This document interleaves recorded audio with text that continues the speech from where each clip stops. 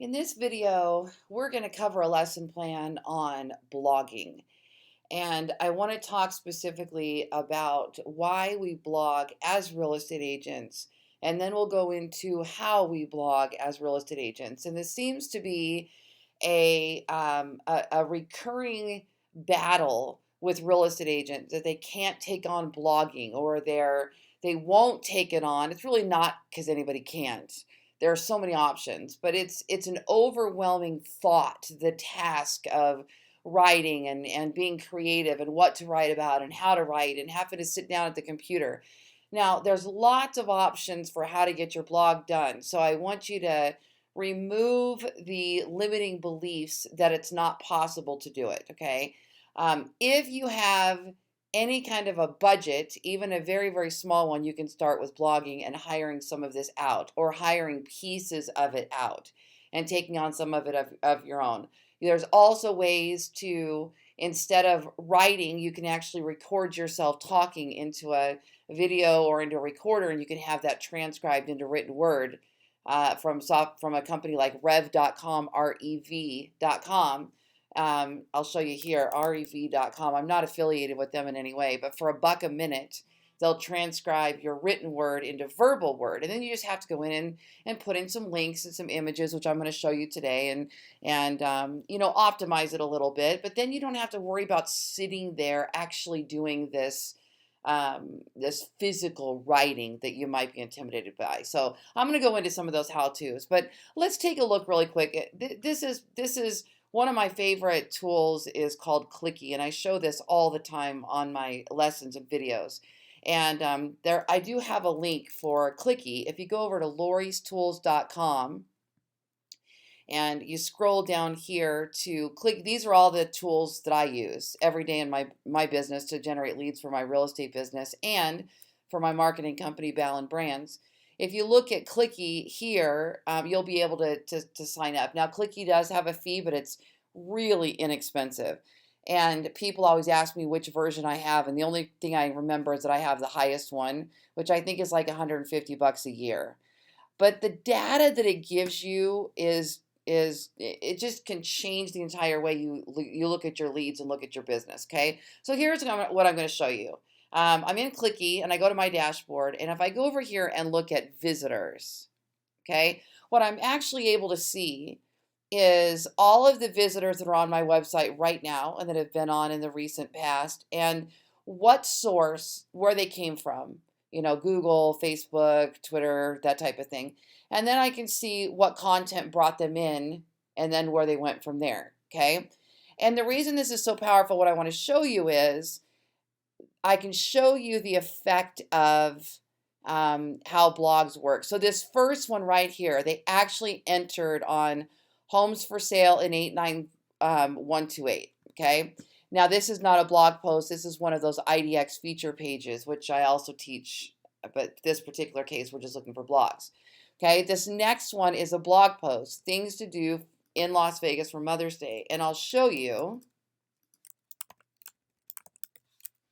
So we're going over the proof first, and then we'll go over the how-to, and we're actually going to do a blog together, kind of look at something really quick and how we might put something together. I'll give you a couple options, but here's our things to do for Mother's Day blog. And obviously for you guys that are watching this as a lesson plan in the Ballen method training system that I built, there is a sample, there's a lesson plan on this Mother's Day blog, how to create it, exactly what to include, how to search engine optimize it, that type of thing. So make sure you click over to the lesson plan and take a look at this Mother's Day content.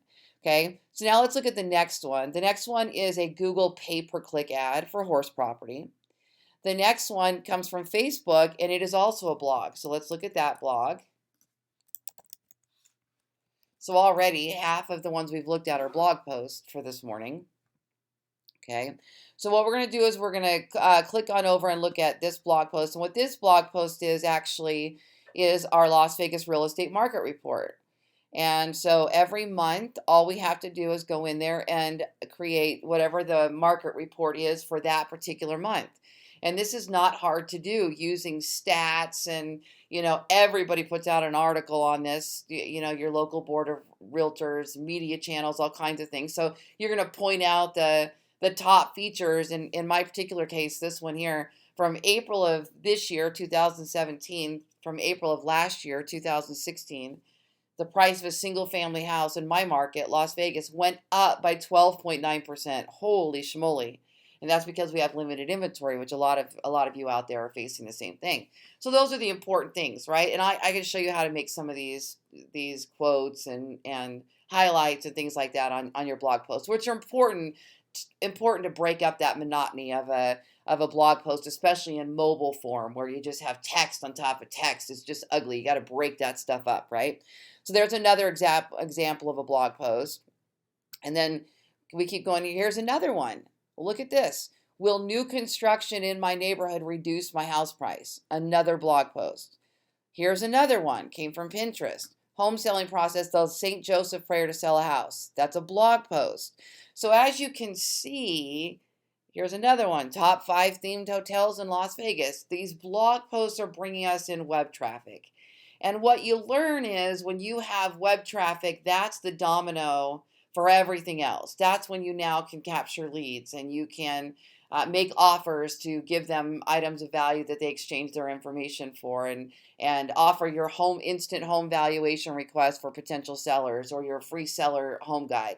Now, some of these blog posts, these hyper-local ones like this one, top 5 themed hotels in Las Vegas, it's not designed to bring in somebody that wants to buy or sell real estate today. It's designed to get traffic on the website, which sends a positive signal to Google that your website is valuable and getting a lot of traffic. It encourages Google to crawl it more often.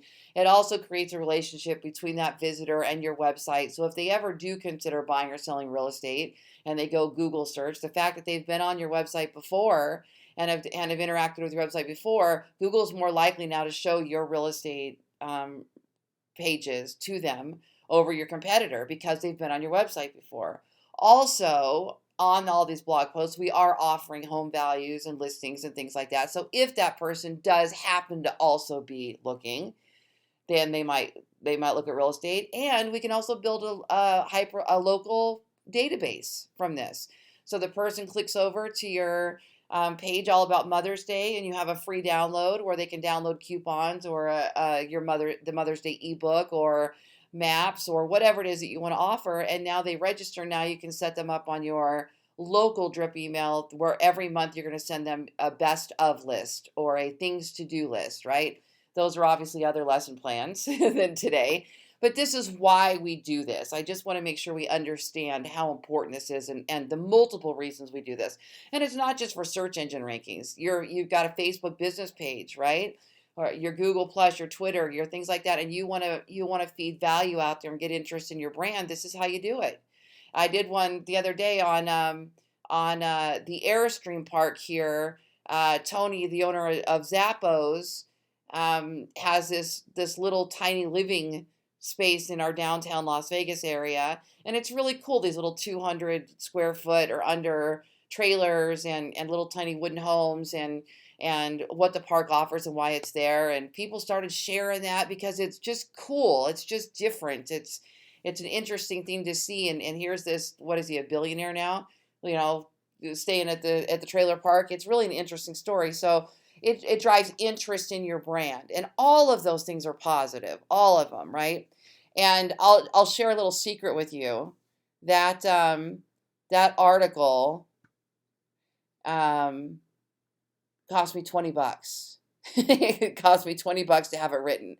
And then I just added an image and some links and optimized it, right? So there's if you did one of those a week, you'd be so far ahead of your competition. Gosh, if you did one of those a month, you might be farther ahead of your competition. All right, so let's take a look now at how we do this, okay? I'll just give you an example. Let's take the Airstream one. Why not? All right, so there is a company called crowdcontent.com. And I have a blog post on, if you go to loriballen.com, you can actually just search it in the little bar there. I have a little blog post on how to order content from Crowd Content, okay? Now, and a video. Now, crowd content is made up of writers all over the world. So you have a lot of UK and you have out of the country. They have writers who are wannabe writers that are just getting started that are fantastic. They have wannabe writers that are just getting started that are not so great. They have writers that have been around a while that aren't so great. You have to fish and dig a little bit. But overall, I've been incredibly pleased with the results. And you know, a lot of the data is Wikipedia style writing. I'm going to show you the Airstream one. But and sometimes you have to double check your facts and things like that. That part can get a little bit tricky. Gosh, overall, I'm very pleased. Now, some of you know that I also own a marketing company. And my marketing company, we write articles and we sell articles and we sell content and we build people's websites. Well, sometimes we will have our in-house writers write the content because our in-house writers they're authors. Like, these are your people that are skilled. That's what they do. That's what they've done their whole life. They are writers. There's nothing else. And sometimes we will use them, but they're more expensive. And then there's other times when I want to put out good content on my website, but I don't need it to be extra flowery and fluffy and have all the super advanced fancy vocabulary. I might do something like this and just keep pumping along. So you have choices. So sometimes you might want to use this, and sometimes you might want to use a company like mine at Ballen Brands and pay the extra and have somebody put in your images and have somebody put in your links and have somebody put in your search engine optimize it. You're not going to get that stuff from this. You're just getting words from crowd content. Okay. So those are some of the differences, just so that you understand why I might use my own company versus why I might sub out for some of the, just the daily content type of stuff. Okay. So here's an example. I ordered this, and this is the content that I got returned. Okay. And, I'll show you once we order this how we go put this in the form of a blog post, but I'm also going to show you how to start from scratch. So I use WordPress, and WordPress is absolutely my favorite. I specialize in search engine optimization, and WordPress is a content management system that is very SEO friendly and easy to build in my optimization as I'm writing and creating content. It also has these amazing selection of plugins where you don't have to be a high-end developer to get your website to have functionality. So it's a very popular, well-used platform. And my company, Ballen Brands, we build Ballen real estate websites on WordPress, and I build on WordPress. Okay, so obviously, if you're learning this, like with the Ballen method, and you have a market leader website that's not a WordPress website, you're not going to be able to do everything that I do, but do not stop and say, oh, because I don't have a WordPress site, I can't do that. It's the concepts and the principles you're learning from me. It's not always about the tool or the platform that you're doing it with. You have to understand the concept. What is she doing? Okay, now I see what she's doing. How do I now go do this on my website over here? Okay. But while I teach, obviously I'm going to be on a WordPress platform, so you're going to be learning how to do this on WordPress and learning the concepts. So if you have a WordPress site, it's a bonus for you. Not all WordPress sites are created equal. If you have a free one, you're going to have some limitations, and if you have one from a developer where you don't own the website and you're leasing it, you probably don't have the full functionality of a WordPress that you should have.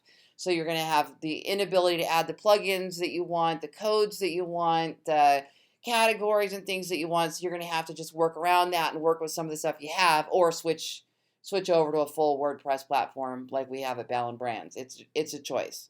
But they all work, so don't stop and go, okay, I can't do that. If you've committed to a particular platform, push it, use it for do what you can with it, okay?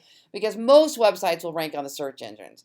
Most websites are going to do fantastic for you on social shares. And then it's all about their IDX and how they lead capture, okay?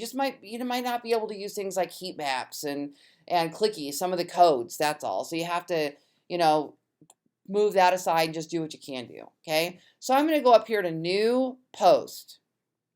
We're going to do a blog post, okay?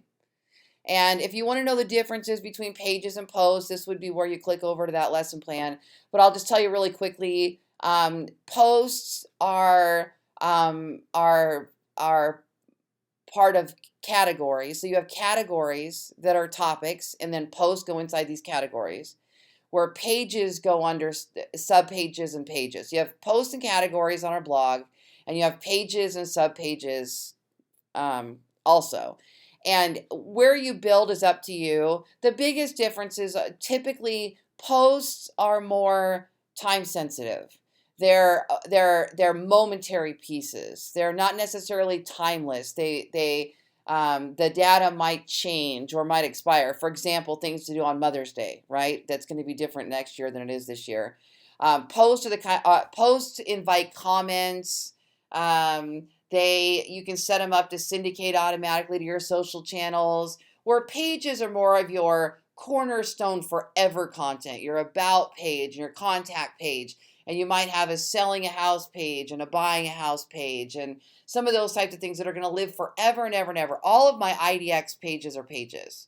All of my homes for sale with a pool under 200,000, homes for sale in 89128. Those are all pages, where my articles are generally posts. Okay. Unless it's going to be a piece of cornerstone content that I really want to be a staple, then I might make it a page.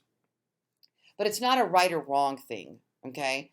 If you're not going to break your website because you make something a post versus a page. So don't let yourself get freaked out about that. So we're going to do a post.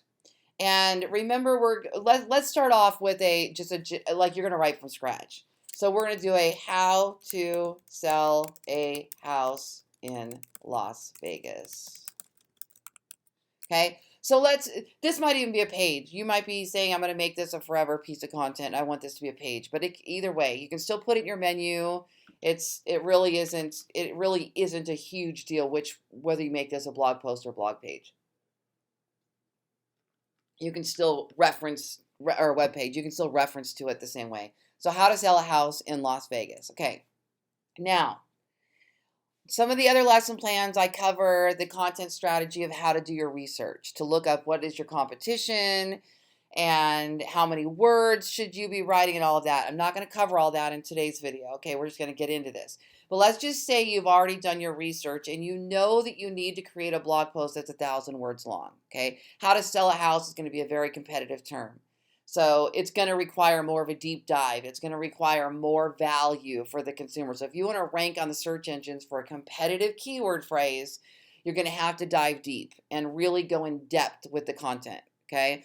So we're going to say, let's see how many paragraphs we can come up with for how to sell a house. Let's forget about the word count for the very moment. And what can we come up with? How to sell a house in Las Vegas? Or maybe your keyword phrase is selling a house in Las Vegas, the sales process. Okay, something like that. So we're going to cover the sales process, okay? So step one, let's say we're going to put them in order. Your paragraph titles are going to be numbered, okay? And maybe we'll come back and say 13 steps to selling a house in Las Vegas. Depends on how many we come up with, okay?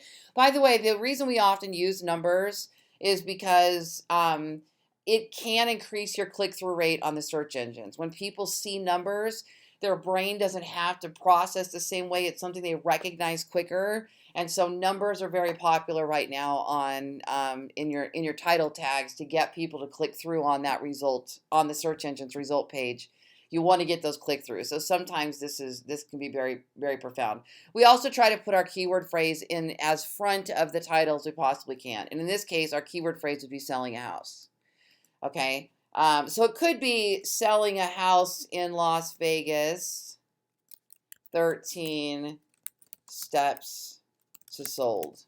You know, see that type of thing. So now I pushed my keyword phrase to the very front and I've still got the number in it. So, and those little things can make little tiny differences, but they could be enough to put you one position higher than your competitor. Let me tell you, if you go from number 4 to number 3, it can be massive. The top 3 results getting 65% of the click-throughs.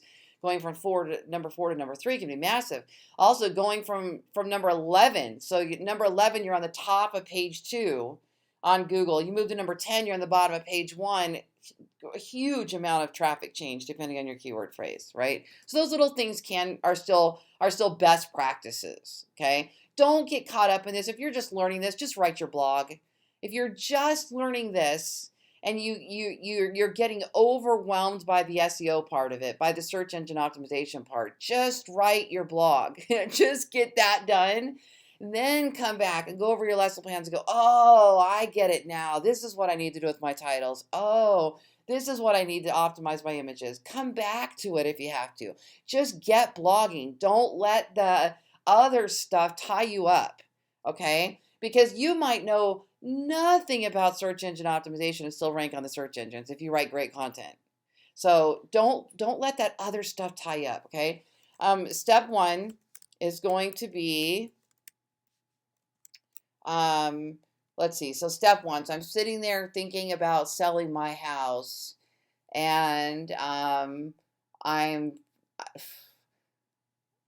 I'm really curious whether or not I should sell it or rent it out. So you might put step 1, consider why you want to sell. Okay, let's make these caps. Consider why you want to sell. Now, we're not going to do anything else on that paragraph right now. This is just the beginning, okay? Step 2 is going to be decide how much you would like to walk away with, okay?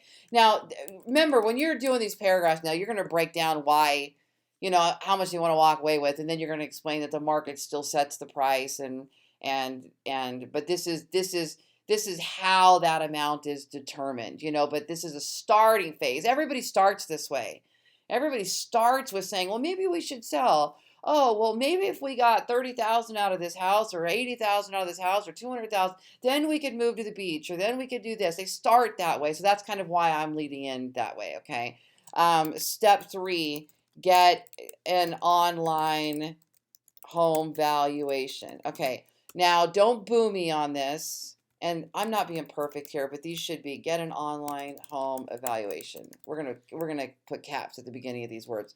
And depending on how your headlines, how your software works, your WYSIWYG, your headlines might turn into all caps anyway, which I'll show you in a minute. I'm just kind of showing you the scope of how we lay out a blog post, okay, that type of thing. You get an online home evaluation. Same thing's going to happen there. The reason I include this is because they're going to do it. We know they're going to do it. If you look at the research on seller keywords, that's what everybody's Googling is home valuations, instant home value, online appraisal. They're going to go there. So I'm going to include it, but then I'm going to talk about why it's not the best way to get an instant appraisal, but I'm going to give them my tool in case they're going to do it anyway. I'd rather them use mine than go to Zillow. Rather than find my blog post and go to Zillow. So I'm going to talk about what these home evaluations are, how they work, why they're not super accurate, but I'm going to include it, okay? Because they're going to look for it, all right? So now step 4, they've decided to sell, and we're going to suggest that they have maybe they're going to do repairs, fix up the house, and do repairs. Do obvious repairs. Okay? Step 5. And if you don't suggest these things, don't put in your article. If this isn't what you would say to somebody when you're doing a listing presentation, you don't have to say that. You can also skip 2, 3, and 4, just call a real estate agent. You're fine to do that too. Step 5, have a pre-appraisal to determine home price. Okay, and again, this is so hardly done. This is not done a whole lot. I love it personally as a listing agent. What better way is there to set the price than to have a pre-appraisal and let the market already set it, and to be able to list the price and say this is already appraised at this value? I mean, that home will sell. Get that home sold. It takes some of those pricing objections off the table. And you can have the seller pay for it and then say when the house closes, we'll reimburse you at the closing table for that pre-home appraisal.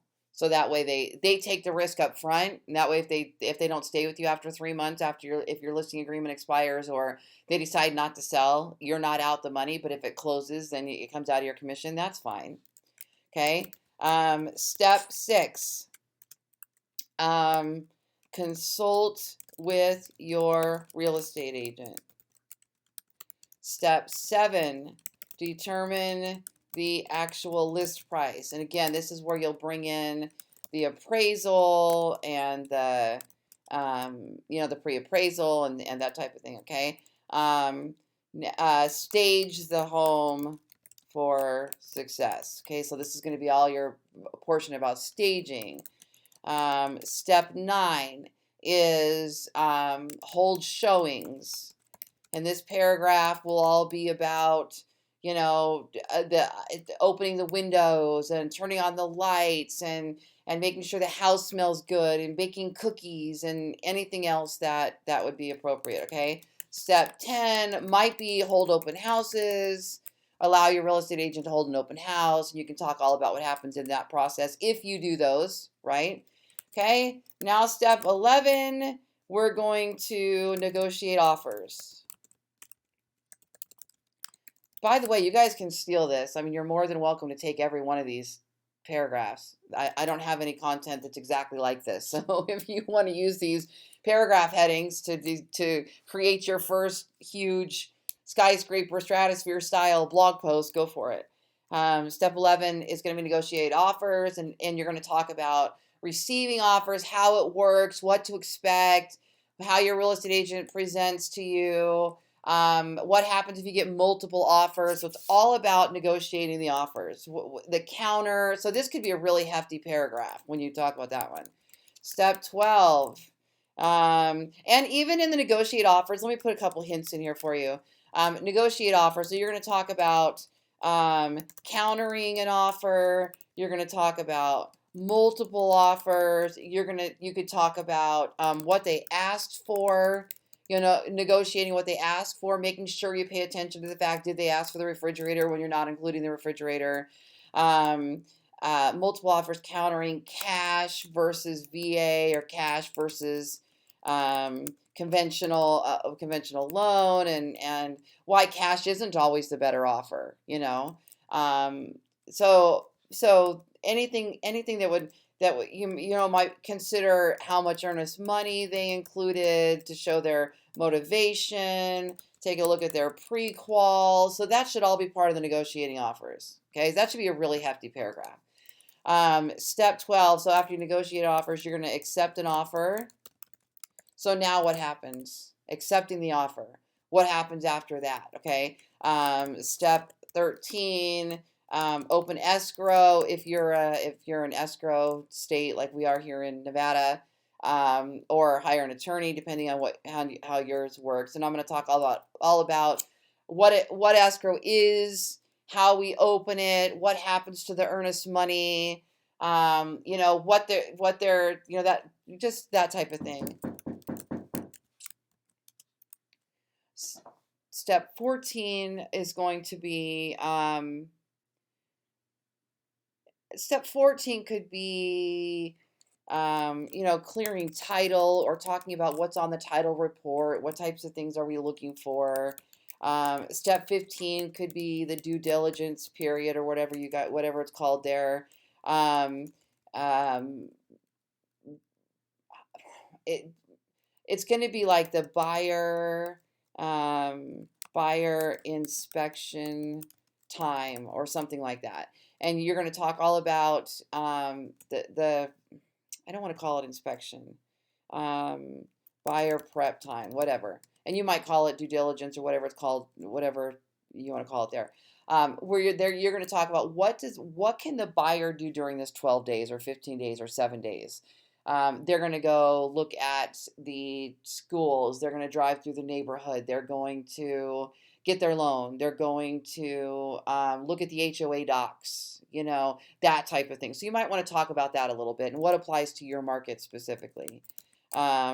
Step 16 should have its own paragraph. Negotiating inspections. And again, if they've already done their their pre-inspection and repairs, they should be pretty ready to go. That's the good thing if you prepare for those kind of things in advance. The home inspector isn't going to find as much, right? Step 17, and fill in any blanks that I might be missing. Maybe you're going to say go to closing.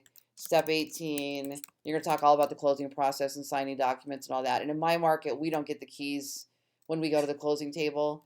It has to record. And so then I might put record and get keys. And maybe I'll include step 19, grab the moving truck. And I'm going to do a little paragraph on choosing a mover or something. Grab the moving truck. You know what? Somewhere in here, actually, we're going to have schedule utilities, because I have a nice little blog post on their utilities too. Oh, I like this. So now we have 20 steps. Although I prefer an odd number over an even number, so I would probably make this 21. I would find a way to, grab the moving truck, and step 21, hug your realtor. Right? Okay. So now we'll go back up here, and I would change this to 21 steps to sold. Okay. Now you can do this exact same thing for a buyer blog, an investor blog, how to invest, how to do a short sale, how to buy a house, how to sell a house, how to find a home on the water, how to find a home in the best HOA, how to find a neighborhood with the best resale value. I mean, this is the concept, is create the paragraphs. Now look, these paragraphs have already created 123 words of content. Okay, there's 21 here. So if we did, let me do this two ways. So if we did 21 paragraphs and each paragraph was 200 words long, you'd have a 4,200 word blog post. Holy schmoly, I just gave you gold right here, you guys. So if you've got 21 paragraphs and each one is only 100 words long, which it's going to be more than that because you're going to dive deeper into this, into each. It's going to be pretty easy to write 200 words on each one of these paragraphs. Okay, so 100 words times 21 is going to be a 2,100 word article. Okay, so now this could be something that grows. Maybe in the beginning it's selling a house and you just put steps to sold, and in the URL slug here, you just put how to sell a house. Don't put your number of steps in there so that you can change it, okay? So selling a house, and maybe you start off and you only have 5 steps because you only write the first 5, okay? And you have 5 steps to sold. And then a week later, you come back in and write another paragraph. You can now update this and change it to 6 steps to sold. Then a week later, you come in and write another paragraph, and you can change it to 7 steps to sold. So you don't have to write this all at one time. This can be something that you build on and grow. And the more value you add to this piece, and the more you grow this piece, the more likely it is that it's going to take one of the top spots on the search engines. Okay. So obviously today I'm giving you an in-depth blog post. I mean, this is a pretty hardy one, obviously. And I guess I start there instinctively and probably intentionally, because I want you to get out of the mindset of filler blogs work, that you can just write these little fluffy style blog posts like we did in 2013 and you would rank for it, because that doesn't work anymore. Now, can you still rank with a 500 word blog post? Absolutely. If that blog post is answering a question and it's informative, and it's, if you write a 500 word blog post on escrow and there's not a lot of people in Las Vegas talking about escrow, it could rank on the search engines. But if you're going to write a 500 word blog post on how to sell a house, good luck getting anywhere. Because how deep can you dive with a 500 word blog post on how to sell a house? That's going to be all fluffy. It's going to be stage a house, do this, do this, do this, and then you're done. That's just generic. Everybody's got that, So you're going to have to go get meatier. You could easily have a 500 word Las Vegas real estate market report that ranks on the search engines, because I don't have that many people here talking about the housing market.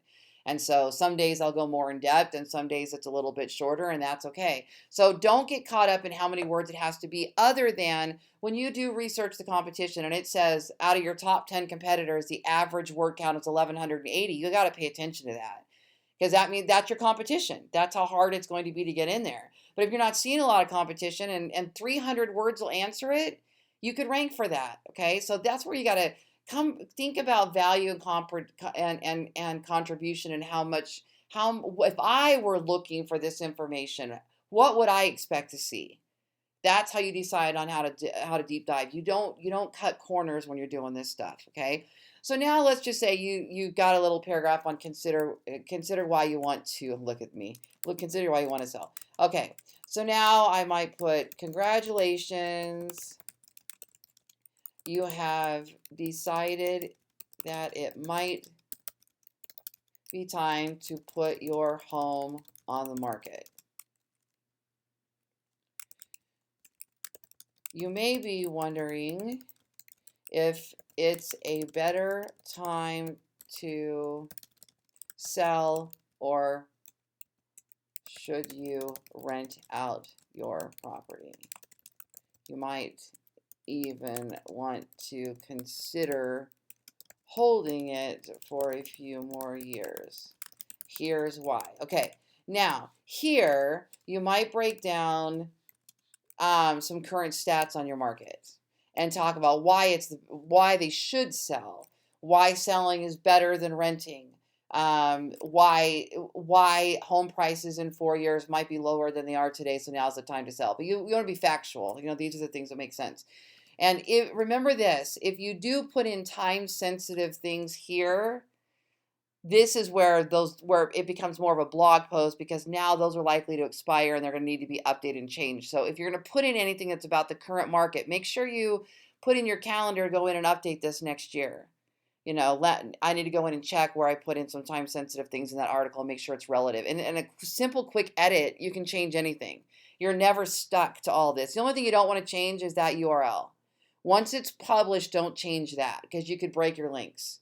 But you can change your title, you can change your description, and that's perfectly fine. You can even change your publish date. Over here, after you publish it, there's going to be a date there. And if you go in and update your blog post, you can actually change the publish date and make it current. That's actually a good strategy. Okay, so now you've done all this, and I'm just kind of showing you the basics here. You're going to make these heading tags. All of these paragraph titles are going to be your heading tags. So quite simply, in WordPress, all I have to do is go up here and make this a heading tag. And you only want one heading 1. Your other ones should all be heading 2, 2s and below. So what the heading tags do, these are the H tags. It makes everything bigger. It makes those paragraph titles bolder, which looks better on a blog post, because you can clearly see that those are going to be the main topics, right? And then you're going to have just regular paragraphs underneath them. And it also sends a signal to Google that this is what the page is about. These are the most important pieces of the page.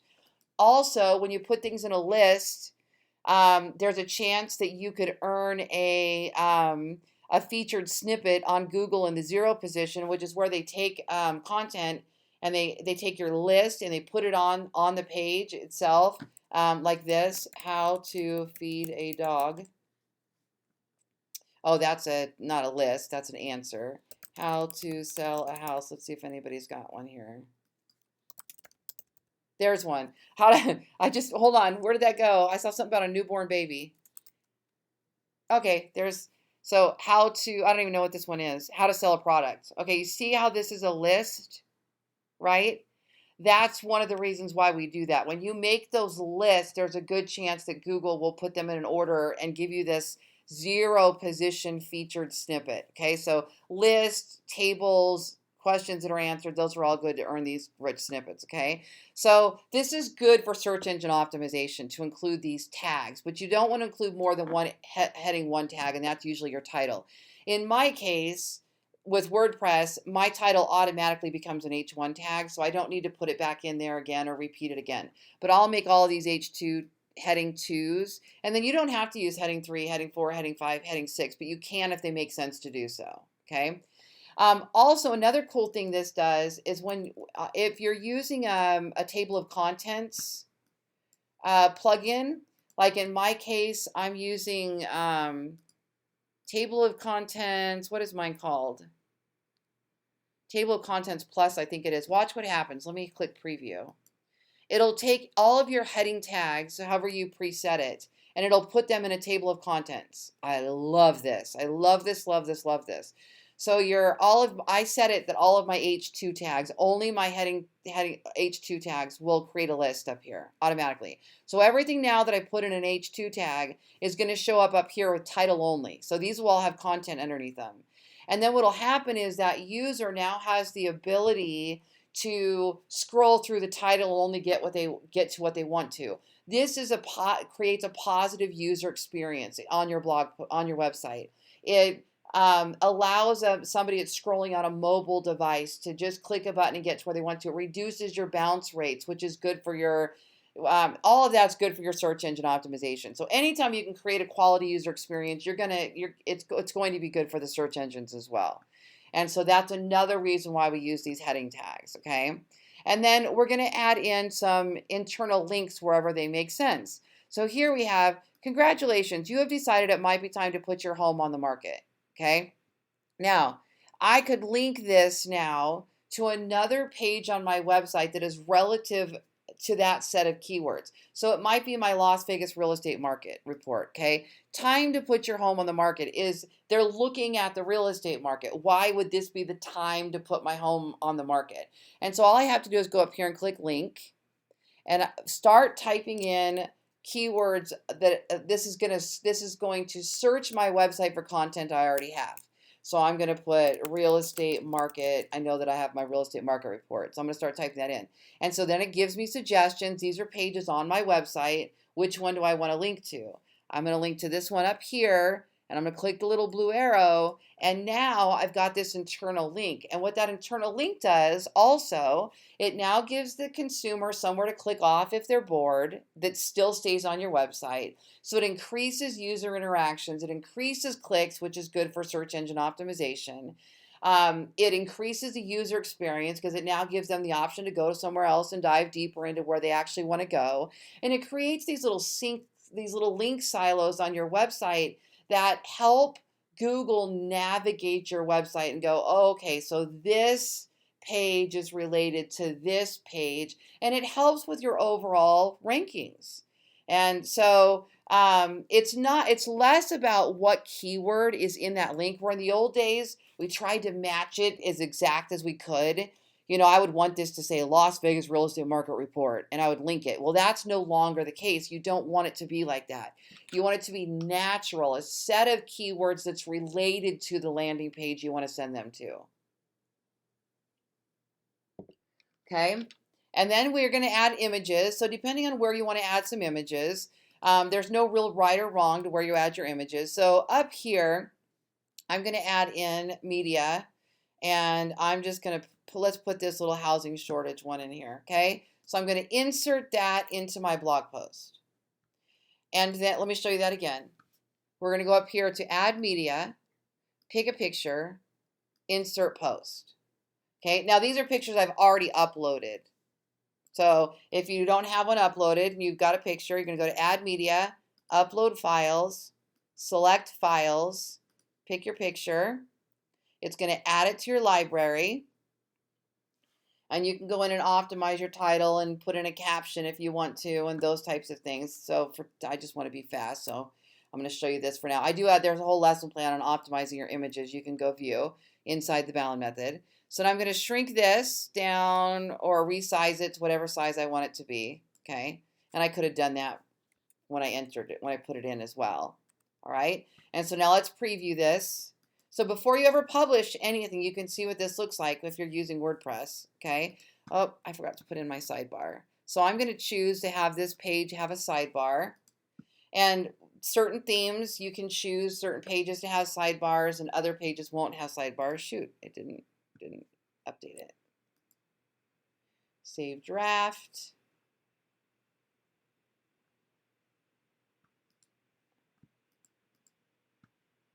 There's my sidebar. See that? Okay. And where your table of contents shows up matters too. By the way, if you're using Table of Contents Plus, you can change your settings, but typically it puts the table of contents under your first H2 your first heading tag. So in this case, it's going to shove it under here, and it's going to put that table of contents over here. So I'm going to move my picture down because that's going to look really dorky. And maybe I'll start that picture down here once I put some content in there. Okay, it looks ugly right now, but once you get all your each one of your heading tags and each one of your paragraphs and a few bullet points under each one, then it's going to start coming together. Okay, and so the only other thing there's a plugin I use called Shortcode's Ultimate, and it's really cool for breaking up the chunky text and creating a better user experience. So what I can do here is I can go to Insert Shortcode, and there's all kinds of little things that I can do. I can put in buttons, and I can put in highlights, and I can put in quotes. And so this is a really cool thing on how to break up some of that. So for example, let's go ahead and put in a note. So this is one of my favorites. I always include one of these, a note. Okay. Now what's going to happen is the note is going to be highlighted in a particular color. Whoops, I lost it. Note. And you can choose the color here. I can say I want it to be highlighted in pink. Okay. And then here you're going to put what you want to be in that note. And this should be something important, an excerpt from the article, a call to action, something you want them to notice. This will break up all that chunky text. And then you click Insert Shortcode, and it looks ugly, like you don't understand what that looks like here. But when you click Preview,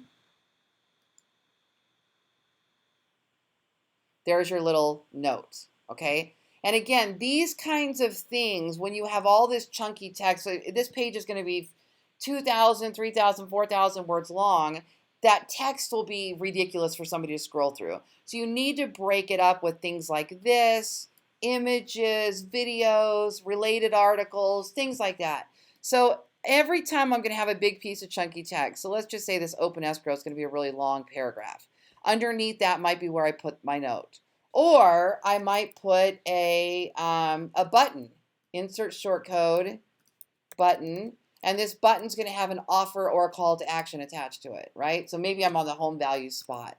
And instead, down here, I'm going to put on my button, get an instant report. It looks like it's already filled out. Find out what your home value could be now.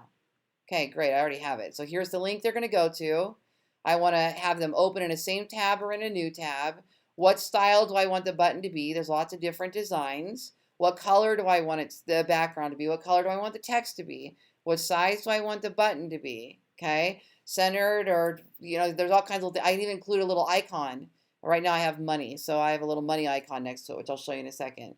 And then Insert Shortcode, and then let's preview what that looks like.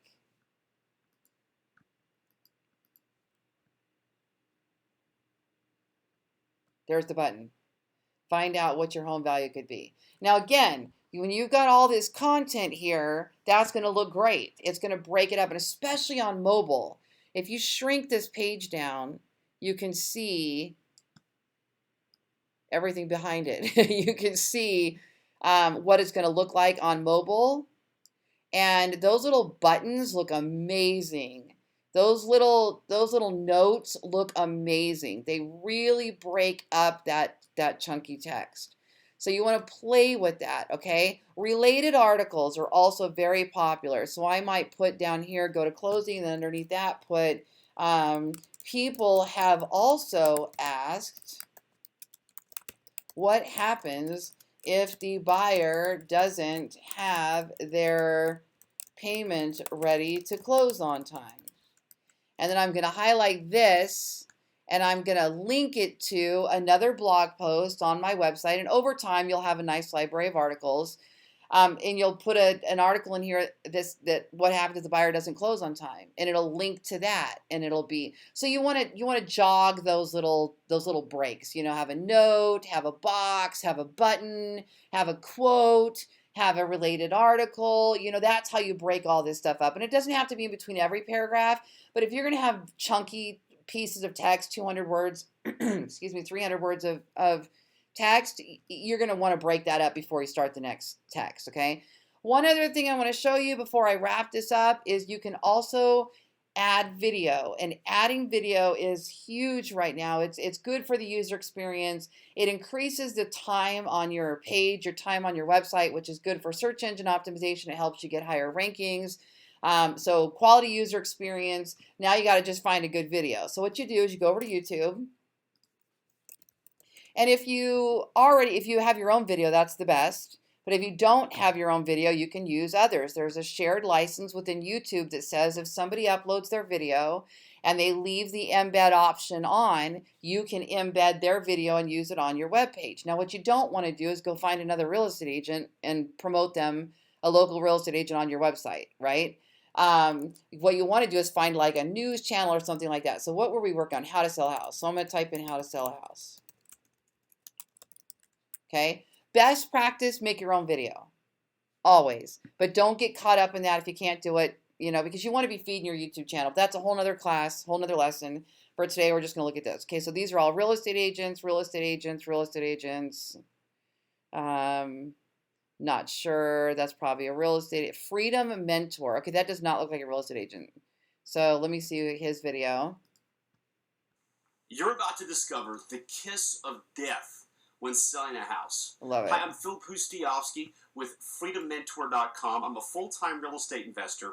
I'm a real estate coach and mentor to some of the most productive and successful real estate investors in North America. Okay, so you would have to decide whether or not you want to put a real estate coach on your website, okay? But this is just an example.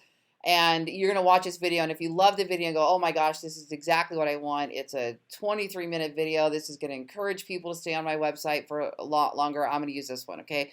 I'm not saying you should. I have not watched this video. I have no idea. So I'm just giving you an example of how to Google, right? So you might find how to sell a house, and it's a news channel, or how to sell a house, and it's Dave Ramsey, and you're okay to use that one, or how to sell a house, and it's a mortgage lender that's got a video, whatever. Okay, so I'm going to go to share, and I'm going to go to embed.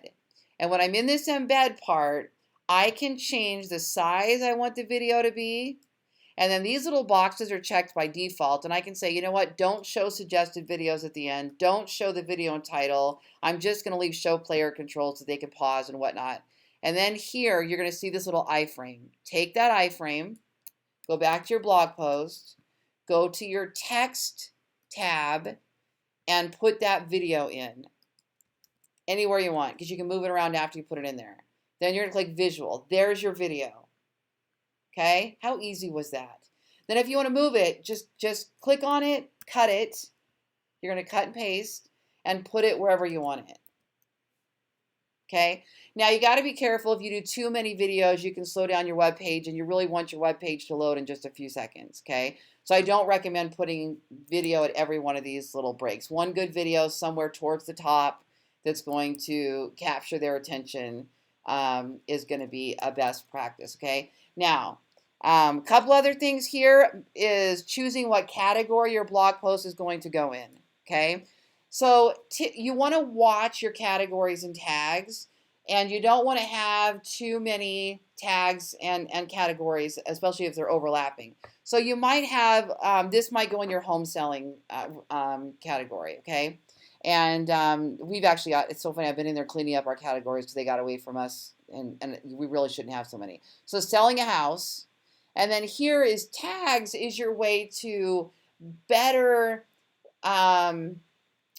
qualify that tag for search. So for example, let's just say this blog post was all on how to short sale a house. Instead of just sell a house, how to sell a house short sale. So here I might put short sale, and I might have a tag that's all about short sales. Now, anytime I write an article on short sales, it still goes in the selling a home. If I'm writing about them selling a home, but it's going to have the tag short sale, so that little tag will show up on the underneath the blog post. If that person wants to learn more about short sales, they could put it there. Or, this blog post is also about escrow. It's also about home inspections. So there are some tags I could put in here that this blog post is also about. So if somebody goes in and does a search on my website, it'll better help them find it. If they're looking for information on home inspections, and I believe this blog post is relative to them, then I might put in that tag. What it's not for is stuffing in a bunch of keywords. That does not help you. That is not a benefit. You want to have your tags, your categories, your category should be as broad more broad, and then your little tags are what make it more niche and more focused on those specific topics. And guess what? When your blog post ranks on the search engine, your category and tags could also rank on the search engines. So your tag called selling a home in Las Vegas could actually rank on the search engine or category. And when somebody clicks on that category, they see all of your articles.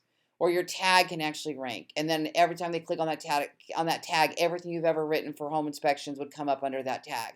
So there is some real search engine reasons to do this, but you have to be careful, because if it's spammy, if it looks like you're just creating every tag for every possible keyword you possibly can, then Google's gonna hit you with one of their algorithms, and your page is gonna tank on the search engine results. So don't do anything that's spammy or looks artificial. Keep it as clean as you can, and really think about, does it make sense to include that on this page, okay? And then your featured image, make sure it's the right size.